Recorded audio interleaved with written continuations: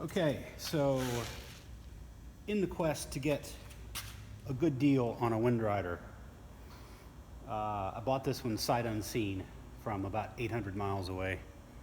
And while everything's here and nothing's broken, all the flooring is in good shape, got a high dollar electric motor with it that works great.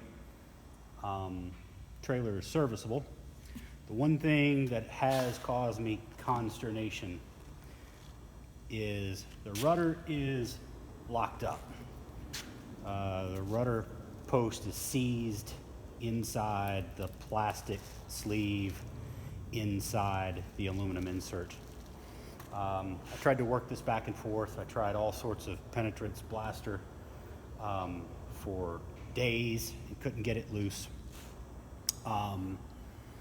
I tried some light to moderate tapping on the rudder post, and that didn't do much good. And what I did come up with is I came up with a steel tube that sleeves very tightly on the rudder post and is just barely smaller than the outside aluminum sleeve. So this thing measures about 1.26 on the inside diameter. It's probably nominally 1.25 inches inside. Outside is 1.504. So it's nominally 1.25 ID, 1.5 OD, 1/8 inch wall thickness. So I thought with this I could potentially get enough force into that plastic sleeve to drive it out, and of course couldn't, even with all the penetrance and everything. I did move it a little bit, but I also was paying very close attention to the bottom of the hull where the rudder shaft penetrates. The polyethylene is wrapped over the end of this outside sleeve on the bottom, and I stopped pounding on that plastic sleeve when I saw some deformation on the polyethylene that's covering the sleeve on the bottom. So my next solution, I'm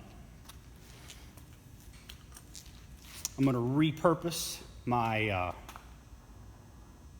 my steel sleeve here, and you can see what I have done.